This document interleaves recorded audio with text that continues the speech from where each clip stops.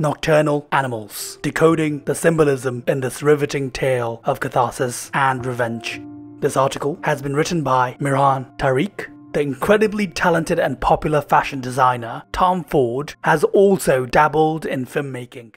I am somebody who likes to do things quickly. I love that I can jump to another world and do something that's fast. Nocturnal Animals is his second directorial venture, after his 2009 film A Single Man, and is also written by him. Susan Morrow, played by Amy Adams, is a rich art gallery owner filled with a deep dissatisfaction with her supposedly charmed life.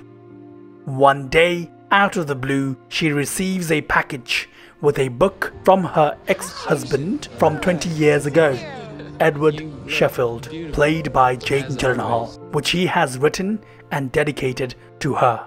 The movie switches between the book's story and real life. As Susan reads it, there are two parallel stories running at the same time. The book is about a small family whose vacation takes a tragic turn. The movie's pervasive themes are revenge, catharsis, regret, and closure, and is filled with symbolism.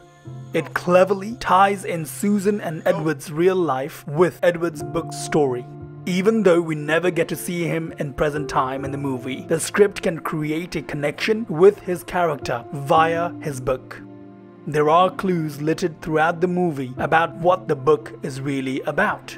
His inner feelings about Susan, who left him rather unceremoniously after cheating on him and aborting his baby. The revenge arc in this movie is different because it is shown to us from the perspective of the person on the other side of it, Susan. So intimate and really, you know, it's all sort of happening inside your head. My head, yeah. Usually, movies portray revenge and redemption arcs from the perspective of the person who was carrying it out, making us empathize with their story and villainizing the other party. This movie is unique since it incorporates both sides of the story and prompts the audience to empathize with both. The flashbacks are based on Susan's viewpoint, whereas the book story shows us Edward's viewpoint. Depending on each person's personal convictions, you may feel sympathy for Susan or Edward, sometimes both. Becomes that same sort of expression. They're one and the same, Tony and Edward, but one is experiencing in a fictional world and one is experiencing in a reality. The symbolism of the book and its story. Everything in the movie has an underlying meaning. The title sequence is a montage of nude plus-sized women dancing to a red backdrop. It is a totally unexpected and jarring opening, which also caused a lot of controversies. When the sequence ends, we see that it is part of Susan's art show. As the movie progresses and we get to know her better, we understand the bizarre nature of her art. She has lost what these women have: joy, non-conformity to societal standards of beauty and freedom. She longs to reject social conventions that she is so tightly bound to. What her mother expected of her in the past, what her social standing expects of her now. Art is her output, just like Edward's is his writing. There are many subtle ways the director and scriptwriter Ford hints at the actual significance of the book story. When Susan opens the book and gets a paper cut, it is a subtle hint at why the book had been sent to her, to hurt her. In the flashbacks, we hear Susan with a southern accent during her time with Edward.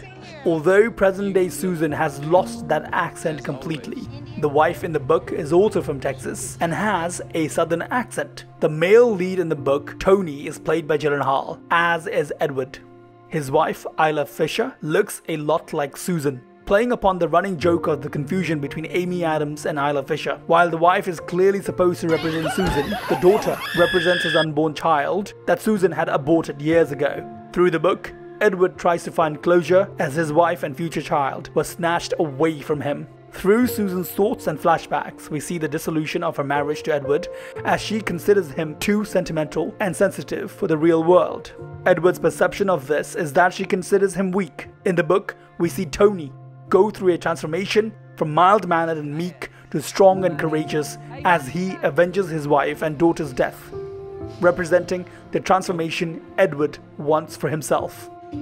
Also, the detective in Charge's words symbolizes his inner war with himself, when he constantly asks him why he did not step up and try to get between his wife and his daughter and the men on the interstate.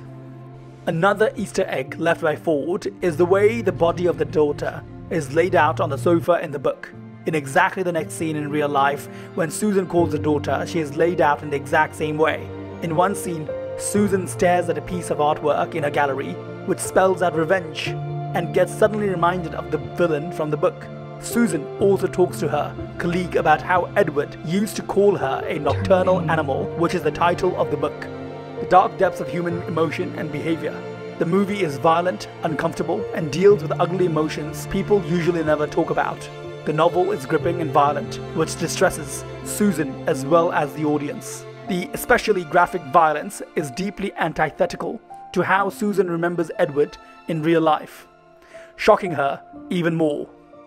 It is clear that he is living out his negative emotions through his art, form of writing, just as how Susan is living out her fantasy of going against societal norms in her art. In one of Susan's flashbacks, she recalls a fight she had with Edward about how he should write about something other than himself because it is not too interesting to read hurtful words for any writer.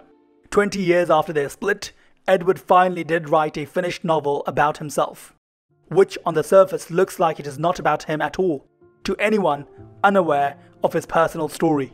This shows how he has grown as a writer and remembers Susan's hurtful words 20 years later as well.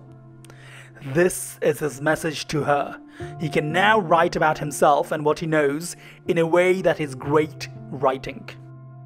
A scene that deserves special mention is a scene when Tony's car is run off the road by 3 men in a different car in the middle of the night.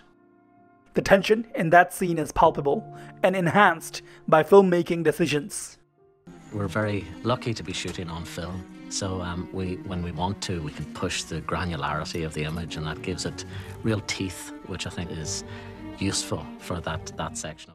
Ford uses natural elements like the eerie silence of a lonely interstate at night instead of a soundtrack to create the tension. Nothing feels scripted. There is a natural, seemingly improvised flow to the acting and dialogues, which adds to the tension of the scene as it is uncomfortably realistic. There are many moments in the scene where there are slight glimmers of hope that they might get out of that situation, creating an emotional roller coaster for the audience. Ray, exceptionally played by Aaron Taylor Johnson, is terrifying. He is able to create a feeling of dread within the audience without any exaggerated acting. He adds an extra layer of realism to the scene as someone you could very possibly come across on a dark interstate in the middle of Texas. Spoiler alert coming up. Let's talk about the polarizing ending. The ending had the entire audience in an uproar. It has been the subject of many thought pieces and analyses. The movie ends with Susan going to dinner to meet Edward after finishing his book. She is looking forward to the dinner, hopeful and full of emotions. She waits for him at the restaurant, and he never shows up. Some members of the audience felt that they were left without closure, just as Susan was. Since this movie is all about symbolism, Ford did signal before this that Edward would not show up. At the end of the book, after Tony kills Ray, he kills himself. Since Tony is a metaphor for Edward, this means that he has achieved closure after pouring his heart out into his book. He wants to show Susan that she has lost the power she had over him, that now he is leaving her behind, stuck in her unhappy marriage to Hutton. He wants Susan to feel the way he felt 20 years ago. This is his real-life revenge. Maybe there's something wrong with me because, yes, it's sad, but you know what? There are a lot of sad moments in life, but we can grow from them. How did you feel about the ending? Thank you.